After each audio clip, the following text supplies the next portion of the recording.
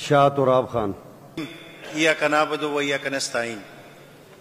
سب سے پہلے تو میں اپنے مشر عمران خان صاحب اور ان کے ساتھ ساتھ علی امین گنڈاپور صاحب کا تہہ دل سے شکریہ ادا کرتا ہوں، اور ساتھ میں آپ کا بھی، کہ جس کی وجہ سے آج میں اس معزز مہمان ایوان میں کھڑا ہوں اور سپیچ دے رہا ہوں۔ سب سے پہلے میرا تعلق ڈسٹرکٹ ہنگو سے ہے۔ حیرانگی کی بات یہ ہے کہ جو ہمارے معزز اپوزیشنز ہیں وہ شروع میں تو ہمیں باتوں باتوں میں ادھر سے ادھر سے لیفٹ رائٹ اوپر نیچے صحیح چپیڑے مار دیتے ہیں، اور پھر آخر میں جب سپیچ ختم ہونے کا وقت آتا ہے تو کہتے ہیں کہ ہم انشاءاللہ ساتھ بھی چلیں گے۔ تو میں ان کو ایک چیز کی یاد دہانی دلاؤں، جس طرح کہ ہمارے معزز اپوزیشن میں احسان بھائی، سجاد صاحب، ان سب نے باتیں کی اور میڈم نے بھی باتیں کی۔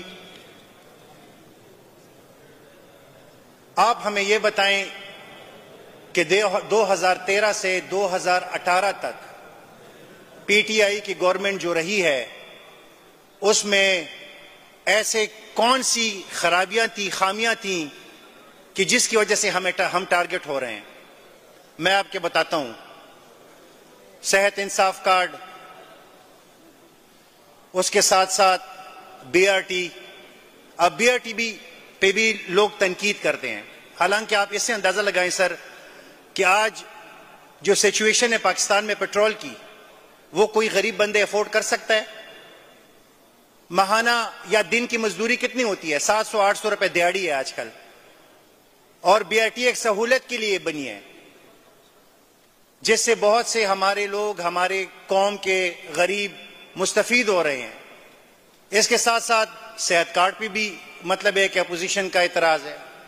میں اس ایوان میں کھڑے ہو کے ان کو چیلنج کرتا ہوں کہ یہ قسم کھا کے اٹھائیں کہ یہ اور ان کی فیملی نے جب سے صحت کارڈ انٹروڈیوس ہوا ہے، پاکستان تحریک انصاف نے اس کو لایا ہے، کتنے ان کے ممبرز اور ان کے خاندان انہوں نے مستفید ہوئے ہیں اس صحت کارڈ سے۔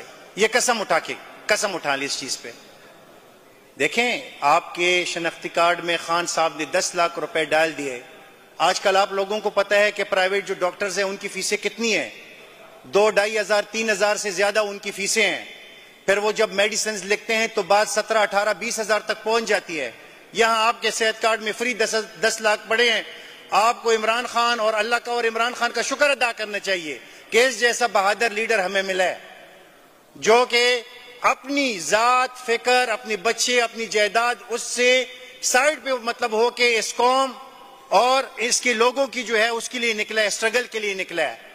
شہزادوں کی طرف مطلب اب شہزادوں کی طرح لائف گزار رہا تھا، کیا ضرورت تھی اس کو پاکستان میں ادھر رہنے کی؟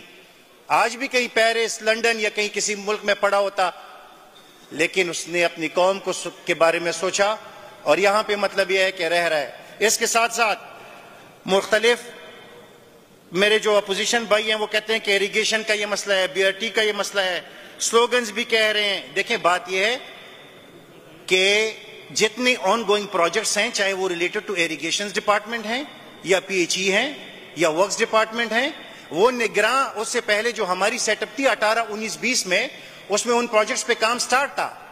ابھی بھی آپ اگر اٹھا لیں فائلز تو 70% اس پہ کام کمپلیٹ ہو چکا ہے۔ بہت ایسے بہت کم پروجیکٹس ہوں گے جن پہ مطلب ہے کہ 40-50% رہ چکے ہوں گے۔ باقی 70-80% جو پروجیکٹس ہیں، چاہے وہ ریلیٹڈ ٹو ایجوکیشن، ایریگیشن ہیں، پی ایچ ای ہیں یا ورکس ہیں، ورکس ڈپارٹمنٹ CNW، وہ تقریباً 70% کمپلیٹ ہیں۔ لیکن آپ کی وجہ سے رجیم چینج تو آپ لائے ہیں نا، آپ لوگوں کی وجہ سے وہ چیزیں، سر ایک منٹ، وہ چیزیں آپ کی وجہ سے رک گئی ہیں۔ تو انشاءاللہ ہم یہیں پہ وعدہ کرتے ہیں آپ لوگوں سے کہ انشاءاللہ پاکستان تحریک انصاف وہ پروجیکٹ سٹارٹ بھی کرے گی اور انشاءاللہ تکمیل تک بھی پہنچائیں گے، اور آپ کے جو گلے شکوے ہیں وہ بھی دور ہوں گے۔ ایک بھائی نے کہا کہ کیجی کی طرح وہ نہ کریں، مطلب آپ لوگوں نے ہمیں مجبور ہی اس لیے کیا ہے کیونکہ آپ لوگوں کی جو حرکتیں تھیں، آپ لوگوں کے مطلب جو چار دیواری آپ لوگوں کی وجہ سے جو ہماری عزتیں خراب ہوئی ہیں، وہ ہم زندگی بھر انشاءاللہ نہیں بولیں گے۔ ایک مرد مجاہد ہے جس نے کہا تھا کہ ایاک نعبد و ایاک نستعین، وہ کہتا ہے کہ اللہ کے سوا میں کسی کے سامنے سر نہیں جھکاؤں گا، اور نہ اس لیے وہ نہ کسی کے سامنے سر جھکائے گا، اور اس کا بدلہ جو ہے وہ شکریہ سر بہت باتیں ہیں لیکن تھینک یو سو مچ، بہت شکریہ سر.